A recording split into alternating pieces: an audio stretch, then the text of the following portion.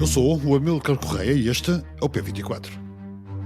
O governo caiu e vamos ter novas eleições. De quem foi a culpa? A moção de confiança foi rejeitada, com os votos contra do Chega, PS, PAN, LIVRE, PCP e Bloco de Esquerda, e a favor o PSD, o CDS-PP e a Iniciativa Liberal. Portanto, foi rejeitada a moção de confiança. O governo propôs retirar a moção de confiança caso o PS aceitasse reduzir a Comissão Parlamentar de Inquérito a 15 dias, a CPI, o que os socialistas recusaram por insistirem num prazo de 90 dias.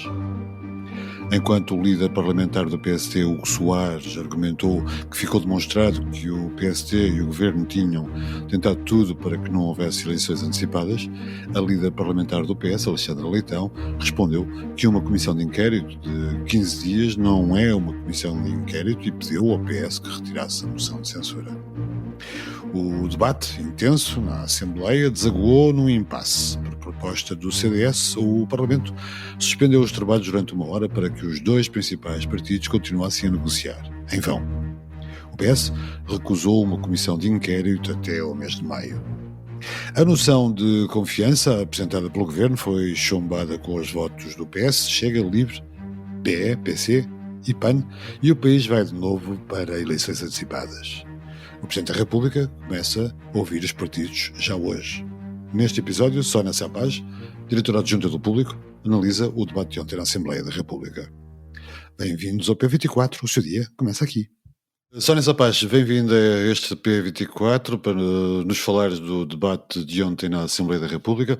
A proposta do Governo e do PSD foi uma encenação de quem fez tudo para evitar novas eleições, com o objetivo de responsabilizar o PS pela antecipação das legislativas, ou foi mesmo um recuo desesperado e sincero para evitar uma crise política? Olá, Amílcar, olá a todos.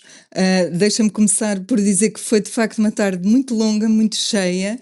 Foi digna de uma série da Netflix, daquelas séries políticas que eu gosto tanto de ver. Nós tivemos ali momentos televisivos mesmo muito intensos. Como diria o Donald Trump, foi um grande momento de televisão. Foi um grande momento de televisão, sim, com suspense, com acusações, com chantagem até, podemos dizer, com surpresas, manobras de bastidores ou não. Até tivemos aquela penosa interrupção de uma hora, que para quem estava a assistir foi mesmo penoso, e eu devo dizer que há muitos anos que não assistia a uma tarde assim tão intensa no Parlamento. Mas sobre a tua pergunta em concreto, eu acho que tu na pergunta já encerras as várias respostas possíveis, porque sim, foi uma encenação no último momento. Repara que a crise já durava há vários dias e a encenação foi no último momento, e foi uma encenação para evitar novas eleições, mas já agora talvez para evitar também uma comissão de inquérito, não sei o que é que teve um peso maior, mas também foi uma tentativa de ensaiar o discurso da campanha, que poderá vir a ser o discurso da campanha, e para responsabilizar o PS por esta crise. Mas ao mesmo tempo concordo contigo que foi um recuo bastante desesperado para evitar o que, no fundo, Marcelo já tinha anunciado há uma semana que iria acontecer. E porquê é que houve estes desesperos tão grandes no último momento? Porque eu acho que a crise, na verdade, não convém a ninguém neste momento. Não convém ao PS, apesar de tudo, porque não estava organizado para isso. O PS tinha planos e iniciativas partidárias nos próximos meses, já a pensar muito nas autárquicas, que eram as eleições que se seguiam, e tem as autárquicas para organizar, e as autárquicas são muito importantes para o PS, porque é o partido que está à frente, portanto é o partido que tem mais a perder, mas também não é uma crise conveniente para o governo, que já, apesar de já ter algumas medidas que o ajudam a fazer campanha, não é? Já tem quase um ano de governo com alguns acordos com profissionais importantes, mas que acaba por ir a votos com os esqueletos de Luís Montenegro no armário, não é? Esta história da empresa, da Spinum Vita, no fundo é um esqueleto no armário que o primeiro-ministro, eu acho que já devia ter percebido que não vai desaparecer assim tão facilmente. Eu acho que ele percebeu isso e que pode muito bem manchar a campanha, manchar o ato eleitoral e até a próxima legislatura, no caso de ser ele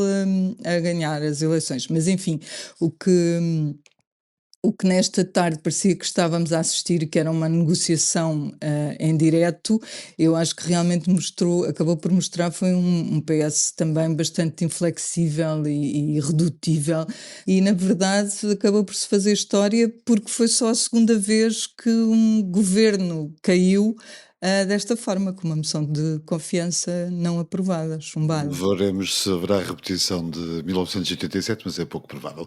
Parece, por este debate, que o governo tinha mais receio da própria comissão de inquérito do que de novas eleições. Faz sentido dizer isto? Eu acho que é uma boa pergunta e como eu já fui dizendo há bocadinho, houve um momento em que eu própria achei que parecia-me que o governo não queria de facto as eleições, embora o discurso tenha sido sempre de que não temos medo, vamos às eleições, estamos preparados, etc. Mas eu de facto não tenho a certeza se ele queria fugir mais às eleições do que à comissão de inquérito, porque aquela proposta que foi feita num determinado momento durante o debate de uma comissão de inquérito que durasse 15 dias, eu acho que era uma forma de esvaziar ao mesmo tempo e evitar aqueles processos longos, porque as CPIs nos últimos anos têm sido processos muito longos e lamacentos, não é? Nós assistimos a várias. Esta comissão de inquérito às gêmeas contribuiu muito para a perda de popularidade do presidente, a história do ministro das Infraestruturas e do computador roubado e das agressões também foram momentos televisivos impressionantes, mas não contribuíram muito para a democracia. Enfim, depois Pedro Duarte ainda chegou a propor ali uma comissão de 60 dias, mas nada feito.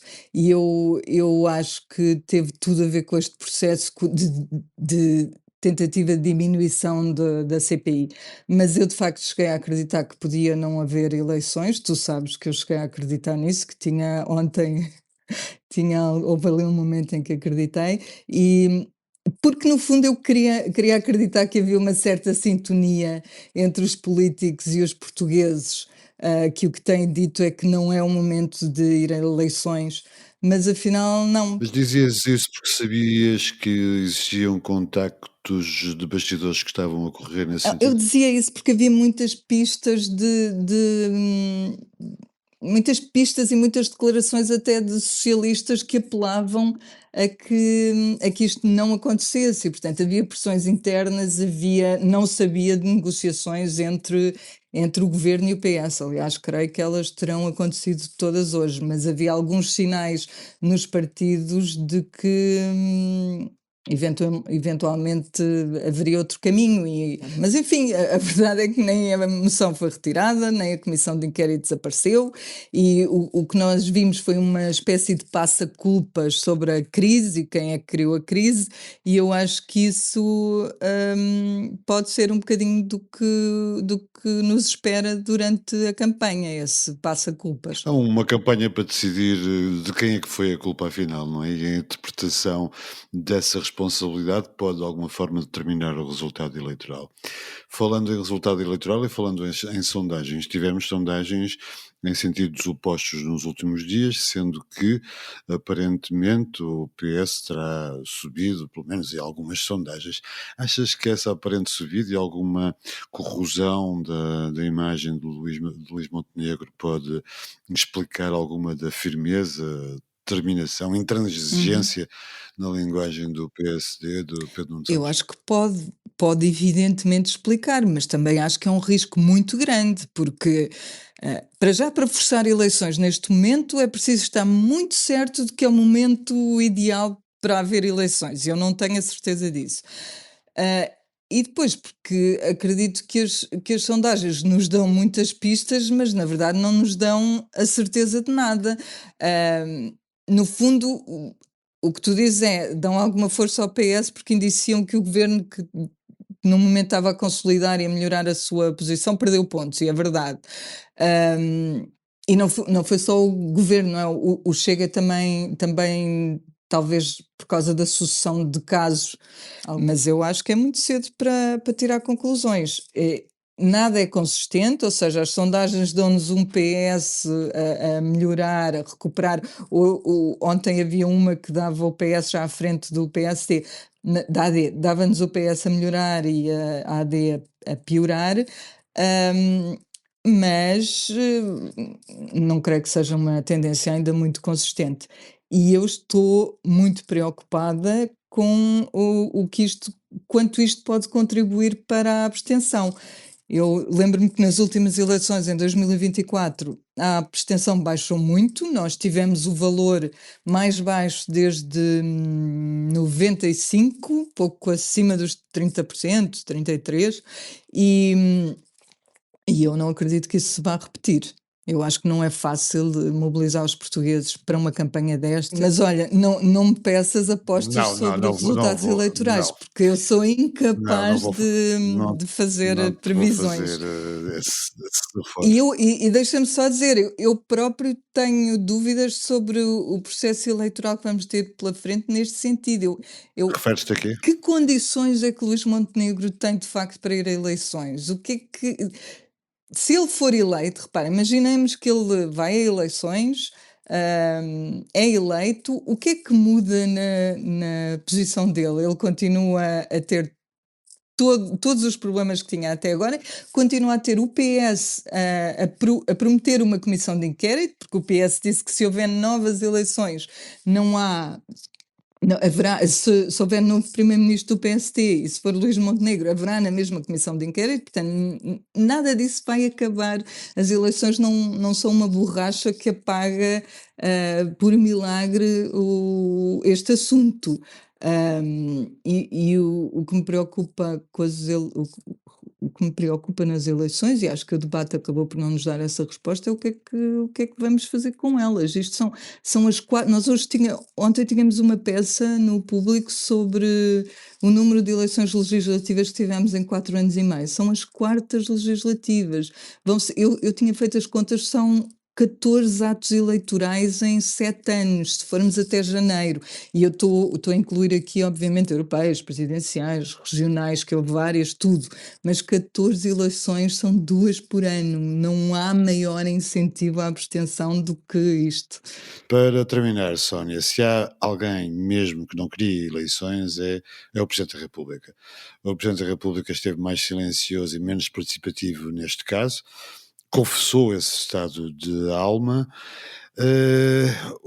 Qual é que pode ser o seu papel neste processo, para além de tentar acelerar a próxima eleição? Oh, Amilcar, na realidade, se o presidente não quisesse eleições, ele teria tido uma possibilidade, que era chamar o PST e dizer assim: não dá para continuar, não, este primeiro-ministro está ferido de morte, vamos escolher outro líder do PST ou outra personalidade que o PST indique como partido mais votado e vamos evitar eleições. Portanto, houve um momento em que ele as poderia ter evitado, mas ele tem sido muito coerente na gestão destas dissoluções. Portanto, eu acho que ele entende, ele tem o entendimento que o governo depende sempre da figura do primeiro-ministro, que é o primeiro-ministro que ganha as eleições, e, portanto, quando o primeiro-ministro perde a confiança, no fundo, todo o governo cai. Portanto, eu não estou certa que ele, enfim, não quisesse eleições. Teria tido momento para isso. Agora, o que vamos ter é o Presidente a ouvir os partidos, vamos ter o Presidente a ouvir o Conselho de Estado. Previsivelmente teremos ainda esta semana uma decisão em marcação de eleições, e eu diria que vamos a eleições a 11 de maio. E deixa-me só levantar uma questão a que o Marcelo também devia estar atento. Estas eleições vão ter impacto nas autárquicas, que de repente vão passar para segundo plano, e deviam estar nesta altura do ano já na primeira linha. E o que é que vai acontecer com as listas de deputados? O que é que vai acontecer com o Alexandre Leitão, que é candidato a Lisboa? Vai entrar nas listas de deputados? Não vai? O que é que acontece com a Rita Matias, que é candidata do Chega à Sintra? Vai deixar o Parlamento? São deputados importantes para ambos os partidos. E o ministro Pedro Duarte vai concorrer? Provavelmente ele aqui tem a saída que desejava, sem haver uma remodelação, tem a saída que desejava. Não é ele que abandona o governo, é o governo que cai. Mas isto para dizer que esta decisão vai ter implicações nas autárquicas e até talvez nas presidenciais, porque André Ventura já admitiu retirar a candidatura para ser candidato a primeiro-ministro. Eu admito que depois seja candidato às presidenciais na mesma. Mas, portanto, isto tem uma série de consequências que nos próximos meses vão ter de ser geridas pelos partidos. Sónia, bom tema para um próximo 24. Espero ver-te em breve. Obrigado pela tua análise. Obrigada. Marco Rubio, secretário de Estado norte-americano, já avisou que a Ucrânia deve estar preparada para ceder território para alcançar um acordo de paz e que a Rússia também deve fazer concessões. Kiev e Washington vão assinar um acordo de minerais e será retomado o envio da assistência militar à Ucrânia. A reunião entre as delegações dos Estados Unidos e da Ucrânia, ontem na Arábia Saudita, reaproximou os dois países. Kiev aceitou um cessar-fogo de aplicação imediata que se irá prolongar por 30 dias, que foi proposto pelos Estados Unidos. Segundo uma declaração conjunta, no final de um encontro de 9 horas, o acordo para estas tréguas depende ainda da sua aceitação por parte da Rússia. O que diz Marco Rubio, secretário de Estado norte-americano, é isto: a bola está do lado da Rússia. Saiba mais sobre a evolução deste processo em público.pt. Obrigado por ouvir o P24. Voltamos amanhã.